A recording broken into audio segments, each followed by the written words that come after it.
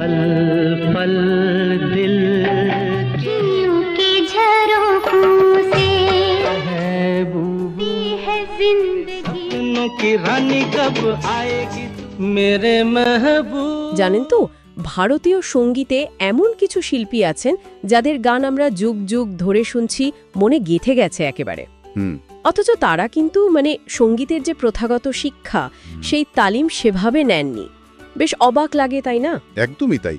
আসলে যেখানে অনেকেই ভাবেন যে ভালো গায়ক হতে গেলে ওই নিয়ম মেনে তালিমটা খুব দরকারি, হ্যাঁ সেটাই তো ধারণা, সেখানে এই শিল্পীরা যেন পুরো ব্যাপারটাকে একটা অন্য দিক থেকে দেখিয়েছেন। আমাদের কাছে যেটুকু তথ্য আছে সেখান থেকে আজ আমরা এরকমই কয়েকজনের তাদের জার্নিটা একটু বোঝার চেষ্টা করব। চমৎকার, তাহলে চলুন শুরু করা যাক।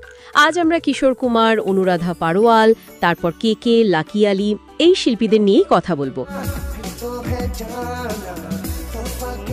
याद मुझे गाने लगी है पत्थर की हवेली को शीशे के घर ओ साथी रे।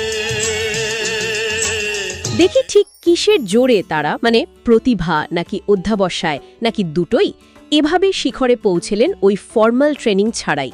আচ্ছা, কিশোর কুমারকে দিয়ে শুরু করি। উনি তো শুধু গায়ক ছিলেন না। ঠিক তাই।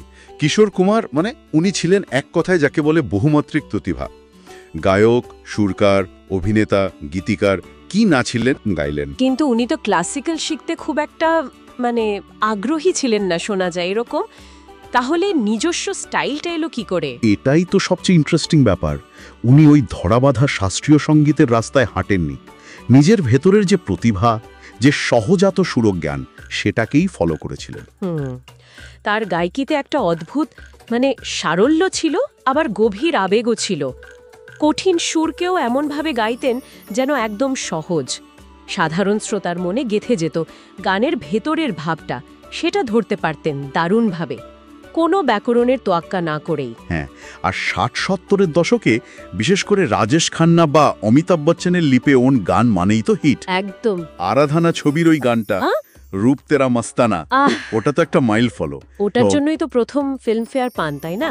হ্যাঁ হ্যাঁ। তেরা মস্তানা প্যার মেরা দিওয়ানা रूप तेरा मस्ताना प्यार मेरा दीवाना भूल कोई हमसे ना हो जाए।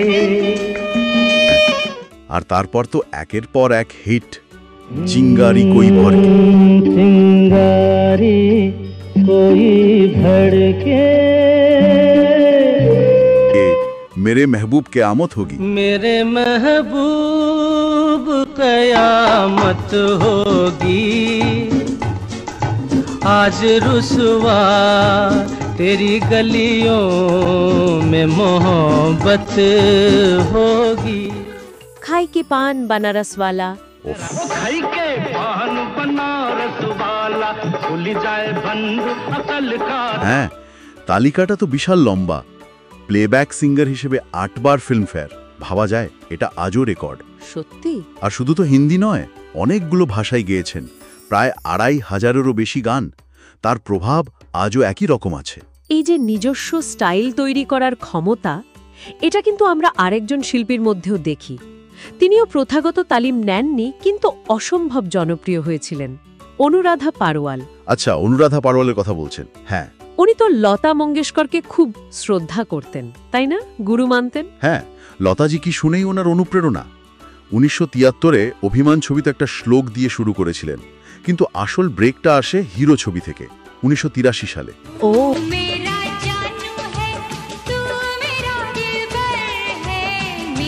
হ্যাঁ। এরপর লক্ষ্মীকান্ত পেয়ারেলালের সুরে, আর পরে টি সিরিজের সাথে গুলশান কুমারের সাথে তার জুটি তো পরপর হিট দিয়েছে। মেরি জং, তেজাব, আশেকি। তেজাব, ওই ছবির গানগুলো তো সেই সময়ের যারা প্রতিষ্ঠিত গায়িকা ছিলেন তাদের প্রায় নাড়িয়ে দিয়েছিল। একদম।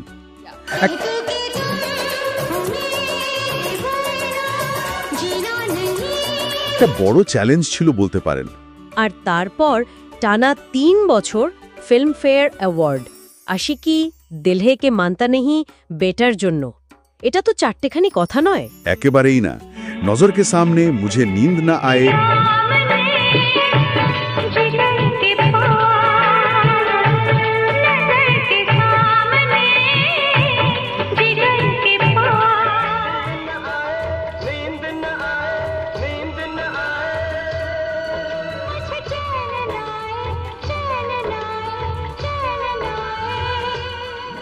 धक धक करने लगा।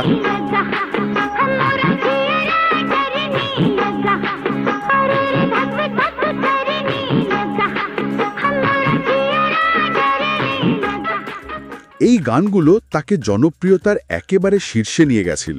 ঠিক। যদিও পরে ব্যক্তিগত কিছু কারণে, মানে ওনার স্বামীর মৃত্যুর পর আর গুলশান কুমারের মৃত্যুর পর, উনি একটু ভক্তিগীতির দিকে বেশি মন দেন। কিন্তু বলিউডে ওনার ওই মিষ্টি গলার অবদানটা অস্বীকার করা যায় না। তা বটে।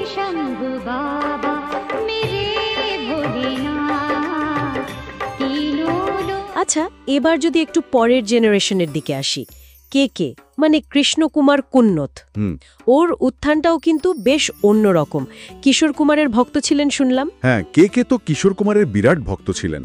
আর আশ্চর্য হলো, কিশোর কুমারের মতোই কেউ কোনো প্রথাগত তালিম নেননি। তাই নাকি? হ্যাঁ, উনি বিশ্বাস করতেন শুনে শুনে শেখায়। দিল্লিতে জন্ম, মালিয়ালি পরিবার। মুম্বাইতে এসেছিলেন ভাবুন হোটেলের চাকরি ছেড়ে। বলেন কি, শুরুতে নাকি প্রচুর জিঙ্গল গেয়েছেন? হ্যাঁ, প্রায় 35,000। ভাবা যায়। বিশাল ভারদ্বাজ ওকে প্রথম সুযোগ দেন মাচিস ছবিতে, ওই গানটা। ছোটায় হুম গলিয়া, হ্যাঁ মনে পড়েছে।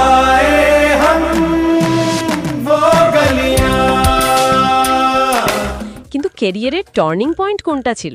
সেটা নিঃসন্দেহে হাম দিল দে চুকে সনম ছবির তড়প তড়প। गए हम तेरी मोहब्बत में तड़प तड़प के इस दिल से आह निकलती रही मुझको सजा दी प्यार की। ওই একটা গান মানে পুরো খেলা ঘুরিয়ে দেয়, ওকে তারকা বানিয়ে দেয় এক রাতেই। ঠিক। আর তারপর ওর প্রথম অ্যালবাম পল। ওহো, পল। আর তার ওই গানগুলো, পল, ইয়ারো দোস্তি, এগুলো তো কলেজ জেনারেশনের অ্যানথেম হয়ে গেছিল। তার গলার মধ্যে একটা অসাধারণ প্যাশন ছিল, একটা এনার্জি। সত্যি, আঁখো মে তেরি, খোদা জানে, তু হি মেরি সব হ্যায়, কত অসাধারণ গান। খুব খুব দুঃখজনক তার হঠাৎ চলে যাওয়াটা 2022-এ কলকাতাতেই একটা শোয়ের পর। হ্যাঁ, ওনার এই অকাল প্রয়াণটা সত্যি একটা বিরাট শূন্যস্থান।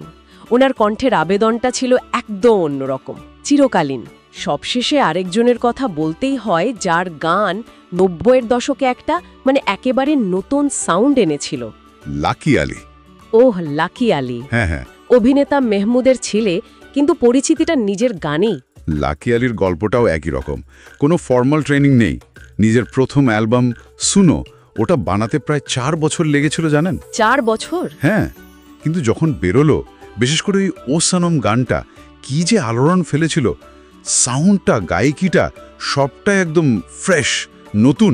একদম অন্যরকম একটা মেজাজ ছিল গানে। আর কহনা প্যার হায় কা এক পাল কা জিনা, फिर तो है जाना, तोहफा क्या लेके जाइए दिल्ली ये बताना। ওটা তো সুপারহিট, ফিল্মফেয়ারও পেয়েছিলেন। হ্যাঁ, পেয়েছিলেন। উনি কিছু অভিনয় করেছেন, সুর, কাঁটে। ঠিক। ওনার গান, গায়কী সবেতেই একটা নিজস্বতা ছিল, যা ওকে ভিড়ের থেকে আলাদা করে দিত। এখন তো উনি একটু দূরেই থাকেন এই জগৎ থেকে। বেঙ্গালুরুতে ফার্ম হাউস আছে, চাষবাস করেন। আচ্ছা, তাহলে এই যে এতগুলো উদাহরণ আমরা দেখলাম, কিশোর কুমার, অনুরাধা পারওয়াল, কে, লাকি আলী, একটা জিনিস তো বেশ স্পষ্ট, তাই না? কি বলুন তো, যে সঙ্গীতে সাফল্য পেতে গেলে ওই প্রথাগত শিক্ষা বা তালিমটাই একমাত্র রাস্তা নয়, আবেগ, নিজস্বতা আর শ্রোতার মনের সাথে সংযোগ করতে পারা, এগুলো হয়তো অনেক বেশি জরুরি। নিঃসন্দেহে 100 বার। এই প্রত্যেক শিল্পী নিজেদের একটা আলাদা জগৎ তৈরি করেছিলেন। তারা প্রমাণ করেছেন যে যদি আসল প্রতিভা থাকে আর নিজের ওপর বিশ্বাস থাকে, তাহলে নিজের পথ নিজেই তৈরি করা যায়। ঠিক। তাদের গান আজও কেন এত জীবন্ত? কারণ তারা তো আসলে হৃদয়ের ভাষাতেই কথা বলতেন। ব্যাকরণ দিয়ে তো আর আবেগ মাপা যায় না। হা হা হা, ঠিক ঠিক। আজকের আলোচনা থেকে এটাই আবার মনে পড়ল যে সঙ্গীতের পথ একটাই নয়, অনেক রকম হতে পারে। আর এই কিংবদন্তিরা তাদের অসাধারণ প্রতিভা দিয়ে সেটাই দেখিয়ে দিয়ে গেছেন। তবে এখানে একটা প্রশ্ন কিন্তু মনে আসে, মানে ভাবনার জন্য আর কি। বলুন না, আজকের দিনে যখন গান শেখা বা নিজের গান অন্যদের কাছে পৌঁছে দেওয়া টেকনোলজির দৌলতে অনেক সহজ হয়ে গেছে, তখন কি এই ধরনের স্বশিক্ষিত প্রতিভার উঠে আসাটা আরও সহজ হয়েছে, নাকি উল্টো দিকে ওই প্রাতিষ্ঠানিক প্রশিক্ষণের চাপ বা তার গুরুত্ব সেটা আরও বেড়ে গেছে? এটা কিন্তু সত্যি ভাবার মতো একটা বিষয়।